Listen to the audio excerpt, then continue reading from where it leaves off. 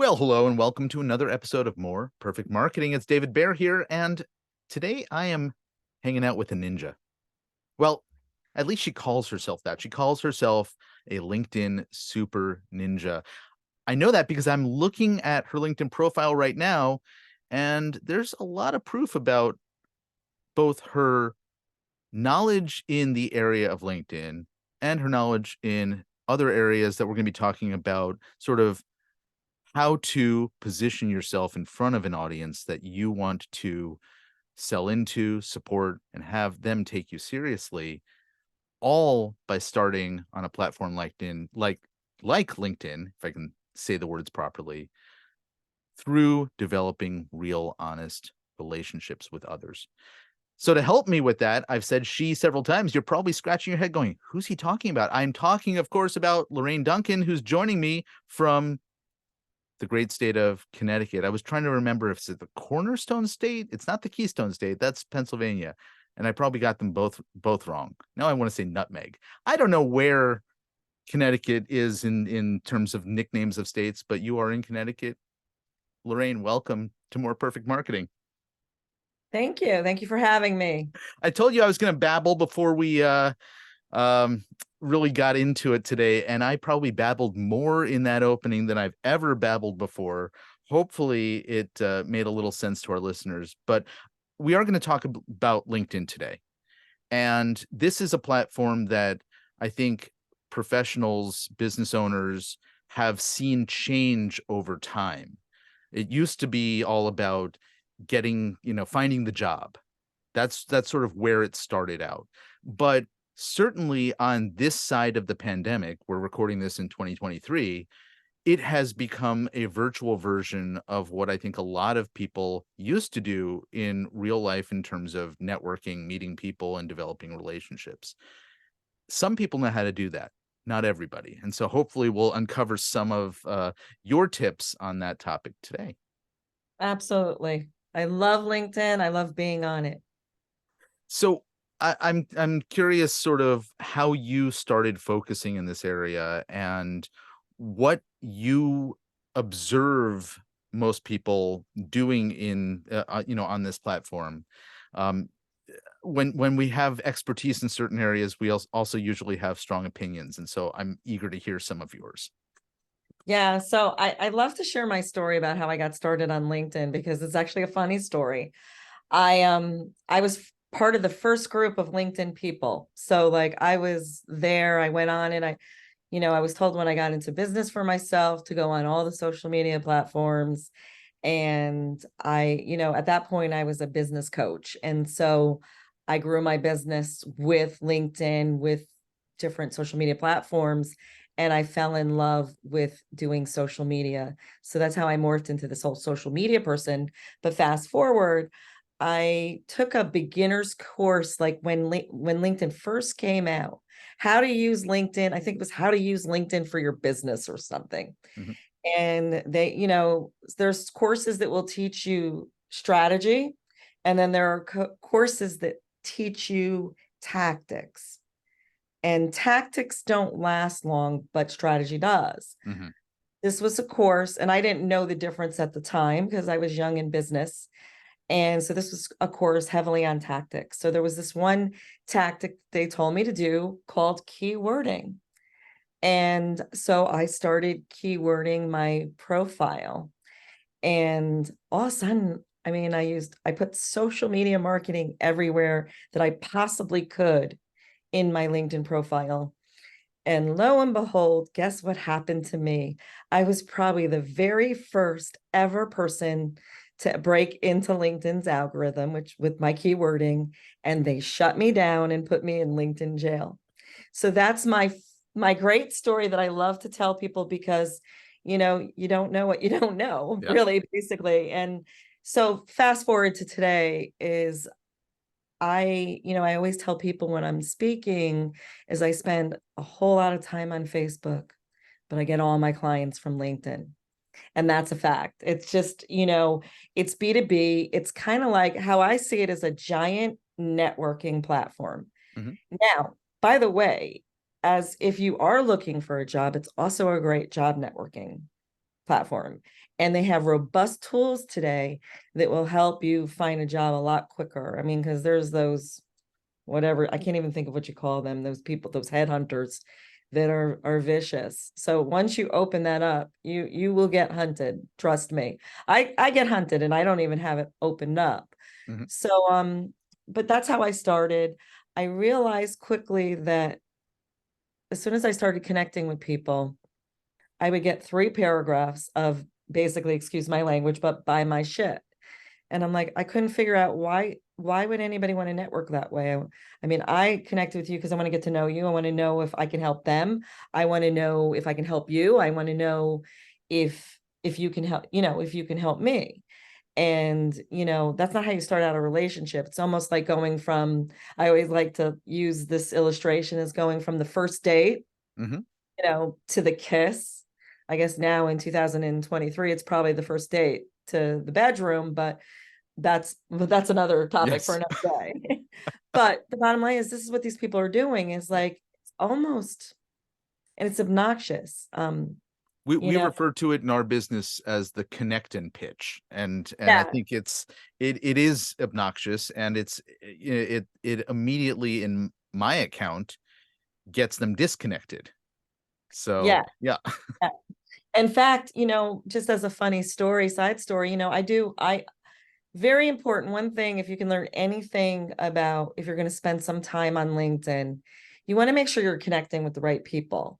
It's not anybody or everyone. Like you can't work with everybody, but you can work with certain people. And basically, who do you want to work with? You want to work with the people that you enjoy working with, number one, that bring on passion and energy in you.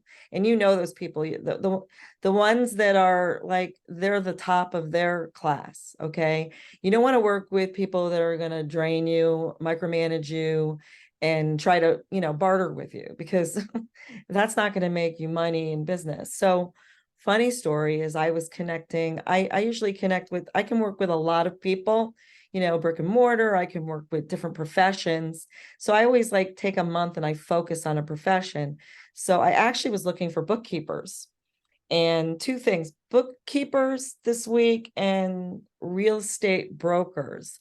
So I started with real estate brokers, connected with a few, one of them, I asked them how real estate life was going, Mhm. because around here the inventory is low. So, so the bottom line is somebody connects with me, and right after that they write me a note, and I thought it was going to be the 3 paragraphs of buy my stuff. It was like saying, it's really he said, I'm really grateful to connect with you, thank you so much for thinking of me. If you spam me within the next 30 days, I will cut you off.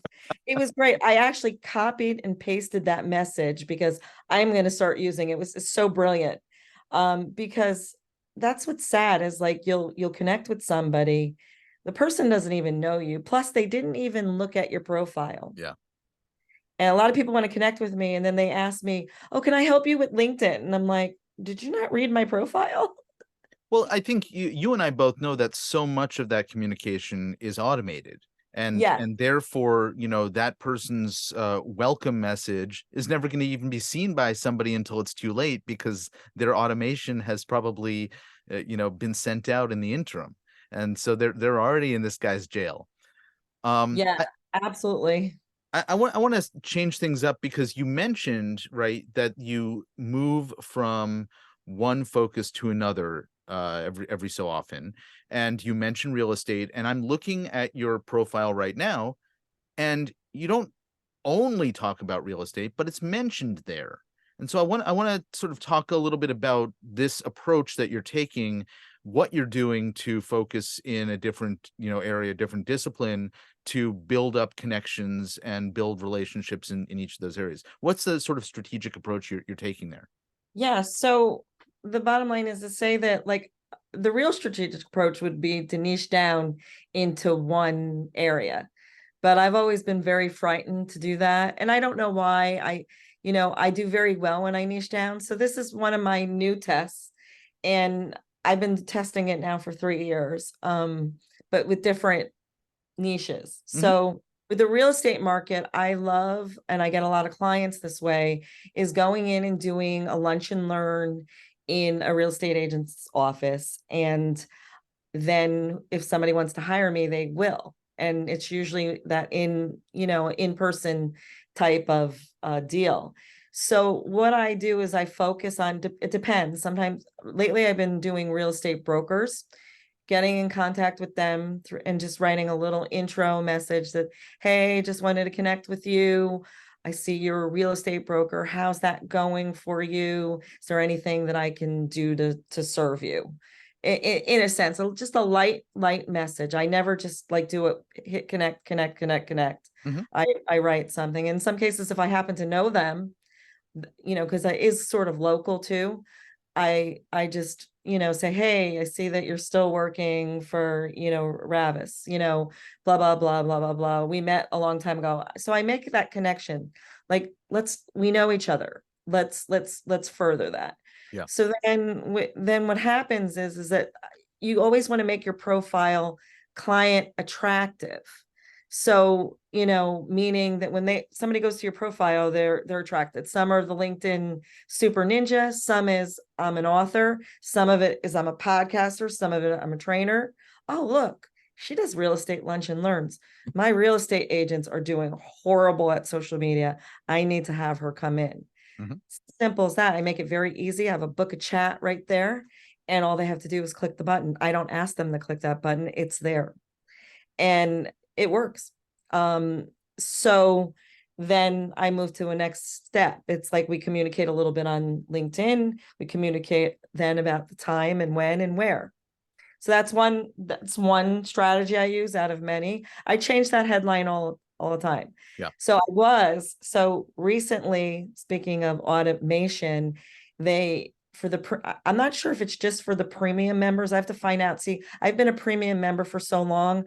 I don't know what the people who don't have premium, every once in a while I have to go to my clients that don't have premium and I look at their stuff just to see what's there. It is a little different. You don't have to have premium to be good. Yep. You could still get the same amount of quality stuff that I get with my premium membership, not having a premium membership. LinkedIn always wants to sell you that, but in the beginning, if you're not going to be consistent on LinkedIn, you don't want to spend the money on premium. Yeah. But anyways, every once in a while, what will happen is the automation stuff. You mentioned that.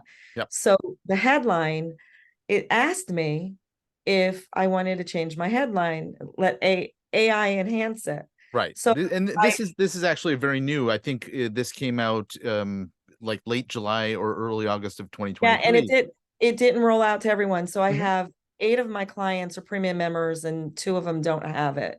So, but I did it. I just wanted to see you could revert back. I didn't press save.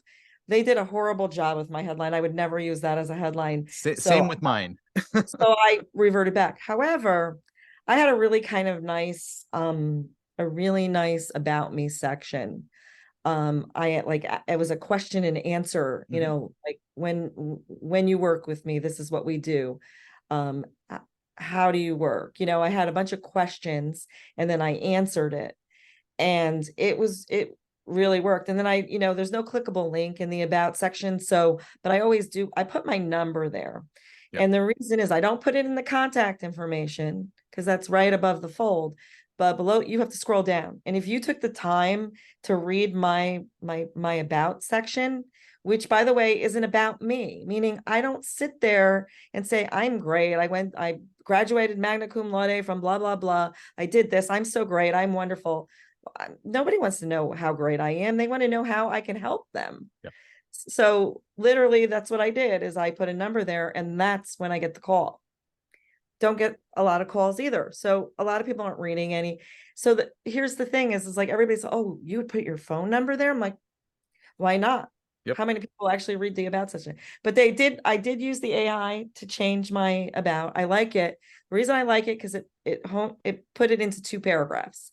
I don't think anybody's about section should be more than 2 paragraphs. Because guess what? If it's longer than 2 paragraphs, it's like this. Ho hum boring. Right. So yeah. It's interesting because I'm breaking a lot of the rules that you're laying down here. I think I used to have my phone number and my email address in my about section. And in fact, one of the reasons why I was so you've talked about connect with people who are very targeted. And I long ago, when I started my account, remember, the being able to leverage having a lot of connections to be able to then get access to the people you wanted to, because you Mm. connect to different sort of layers or levels of connections. So I have And a I bunch. have that. I Yeah. have that. So, it's just monthly. I'll tell you another strategy in a minute that I use. So, But one of the things that I also learned, and I've continued to do this, is at some point in the past, and I don't think LinkedIn does this anymore, is it would double check, do you actually know this person? If so, put their email address in. So I've always had my email address listed in my about section. So if they don't know me, they would be able to put it in so that they could connect with me. yeah, I do the same thing. That's actually funny. So, my email, by the way, is in the contact section. It's just, I don't put my number there. I don't want to make it too easy Mhm. for someone to spam me, because believe me, I've gotten spammed. Somebody called me selling me. I remember when I was renting, and I didn't have a chimney, and some chimney sweeper called me. It's like it was weird. Yep. But what I was going to say is it's really important that you do have a diverse group of people. And I'm an open networker, as I can tell you are too. Yep. But I do have some criteria around that. Being that I am a premium and sales navigator girl, literally I can see when they last used LinkedIn. And if they're not active on LinkedIn, I don't connect to them. If they didn't take the time to fill out their profile, that's sketchy to me. So I don't connect with them. If they put a food picture, selfie, or a logo, unless they're a business LinkedIn page, I will not connect with you. And for the most part, if you don't have a banner, I will not connect with you. So I have a lot of rules, and that makes my people really not only targeted, but awesome people, because they get what business is all about and they get what LinkedIn's all about. Because there are people out there that are just on LinkedIn to get connected with somebody so they can spam your connections. Yeah. And that's what they do. The one of the list that you just shared that I found most interesting was about how recently they've been active. And I think that there's something, on all these platforms, we can make guesses around how their algorithms work and um what they will help us with and what they won't. One of the things that I think LinkedIn is especially good at is helping you get access to and engagement with more people. When you're engaging with people who are active on the platform, it's going to be a lot easier to further that access. And so I think that's really smart of you to focus on people who are likely to be there. What I've noticed is connection requests and things that show up in your feed, etc., uh, are more broadly available or widens the availability when you're actively engaging with people who respond back to you, whether it's in direct messages, in comments, etc. I'm curious if you've sort of, had any anecdotal evidence of that sort of thing or other similar things to leverage when it comes to, sort of what the algorithm reveals. Yeah. So what I noticed, so in the beginning, when I first started using LinkedIn, they said, oh, this isn't like Facebook. And then fast forward, this isn't like Instagram, post maybe once a week and, connect with people and talk with them in the messaging. And then I started to connect with people who, either could be a strategic partner with me or could be a potential client. Or, sometimes I host summits. So maybe a guest on the summit, or at that point, looking for guests on my podcast. But then what ended up happening was, as I moved forward, all of a sudden I decided I was going to post every day on LinkedIn. And as I'm connecting with people and posting, I'm realizing there was a correlation. correlation was is that people, obviously those people who were active were looking to see if I was active, and they started engaging with my posts. Mm. Now, I don't know. This is what, because when you're doing a scientific experiment, you have to have oh gosh, I can't even, a control. Mm-hmm. And I didn't have a control because I just went head first into the whole experiment without actually, so I went fast. I didn't slow down and then start a new control and whatever. But what I did find was that I don't know if it's because I post every day, Okay. but I do see a decline. So how I do it is in the dashboard, and everybody's dashboard, their own dashboard, they have something called analytics. And I'm always off the charts when it comes to my analytics. People are viewing my profile, and that's what I want. And, there's things that you can do to make, like turn creator mode on, have providing services for. There's all these things you can turn on to make sure that people are viewing your profile, Mm-hmm. but I'm happy with the views I get. So I'm not going to change that. So it's something that I do see a correlation. One other note though, this came from LinkedIn. This does not come from me. They have changed the algorithm a little bit. They always do. But what they want to do is they want to place more importance on the creator. So as a creator, you're a creator, I'm a creator. They're going to place more emphasis on your first connections. So meaning that when I do a post, my first connections are going to see this post first, if they happen to be online at that time. Mm-hmm. And that's really important because LinkedIn wants to reward those people who are creators, who are leaders on LinkedIn, and who are engaging in the game properly. And they change a lot of things, but that's one thing that's always been important to them is trying to maintain. They're not going to change their name to L, or it's they're in it for the long haul. And I love their customer service. Try to get a hold of somebody on Facebook, Instagram, or Twitter, or YouTube. There's only like 4 professionals that aren't even working for YouTube running YouTube right now. It's hysterical.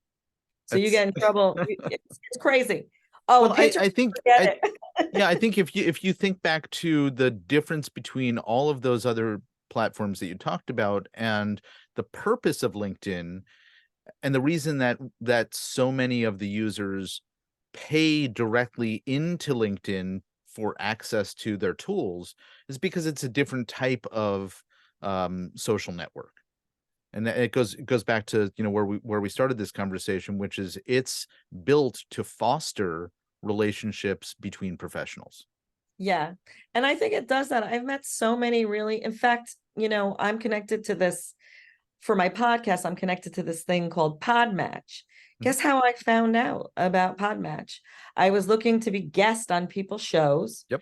and somebody who I was talking to said, "Hey, have you ever heard of Podmatch?" And I said, "No." And so I looked it up, and that's how I got connected to Podmatch. If I wasn't networking on LinkedIn, I would have never found out about Podmatch. Yeah. And I think Podmatch is how you and I got connected as well. So there you Yes. go. This episode would not have happened if it hadn't been for LinkedIn. There we go. Um, so I wonder if we were to sort of talk about some practical tips for folks who are approaching LinkedIn. Maybe they've been there for a long time. They maybe flirt with it by logging in every once in a while, checking messages that they see alerts in their email, and that prompts them to go over. How would you advise somebody who's now thinking, oh, maybe I should put LinkedIn back into my rotation of regular business building activities? What would you prioritize? What would be sort of the steps that they should take in terms of how they're approaching re-engaging on the platform? Yeah, what I would suggest, of course, I always suggest everybody whenever they decide they're going to do one platform or a couple platforms is know your why, of course, know why you want to do it, and then have a strategy alongside of it. Figure out how you're going to do it, and to play big on LinkedIn, you really have to be consistent. Mhm. So whatever that means, and if you're somebody who writes, and if you have a website and you're doing a blog post right now, There's nothing wrong with repurposing on LinkedIn. What LinkedIn wants to see is they want to see experts. They want to pose everybody as experts, but they want to see relevant content that's going to solve a problem. And that's the way you want to position yourself as a business owner. You want to be the go-to person that's going to solve somebody's problem. So with that being said, what I would recommend, there's a couple ways we could go here, is start out small, maybe, during the weekday, spend a few minutes a day on LinkedIn and doing one task and get it going good. Okay. And then what I recommend is start connecting with people that will have some meaning to you, like not just everybody, not that don't accept everybody's friend request or connection request, I should say, because not everybody's going to be a good fit for your LinkedIn networking. So you want to network, and that's what you want to just look at as networking. It's like, guess what? I don't have to get in my car at 7 o'clock in the morning and meet all these happy people in the morning. Who's happy in the morning? Jeez. But anyways, you can get up, you can go on LinkedIn and put it aside. And then maybe before you leave the office, check it out again one more time before you leave. And one of the things you can do, one of the things that's amazing that people don't realize, once you open up the creator mode and the service provider mode, so you can get that clickable link on your above the fold. And if you need help with that, book a chat with me and I'll share how to do that. But what I was going to say is you could sign up for the newsletter, do the newsletter. And once you create a newsletter on LinkedIn, everybody you're connected to gets a notification. Some will subscribe, some will not, which is good. Only the people who really want to subscribe will. I mean, I actively make a choice when I go into my notifications, if I should say into my network, that's where you find it on my network. I actively choose what newsletter I want to be a part of, and they do too. And then every time a newsletter comes out, I do mine weekly. It goes out to my email list. It goes on my LinkedIn. I repurpose it. I make micro posts with it. So it's content. Everybody says, well, I don't have enough content. Once you start writing a blog post, you have enough content and you can definitely use it. I highly recommend using that newsletter feature, and it automatically goes into the featured section on LinkedIn. LinkedIn has a featured section. If you have a podcast, you could put your podcast in the featured section. If you have a program that you're selling, like I do the LinkedIn 13 minutes a day. So literally it's there and it's featured. No, a lot of people don't even know that it's there. And then before you start getting like buy premium or doing any of that stuff, make sure you're proficient on how you're reaching out to people, how you're connecting with them. And also make sure that you have some current recommendations, because a lot of times I do these LinkedIn audits. And whenever I do a LinkedIn audit, I see that the last recommendation they had from 2012, 2010, well, they're going to even wonder if you're still in business or doing what you say you're doing on the top, if you haven't bothered to get a recommendation since 2010. I try to keep mine current. I think my most current one is August of this year. And I try to get one each month, and it's easy for me to get them because I do a lot of audits on LinkedIn. So it helps a lot.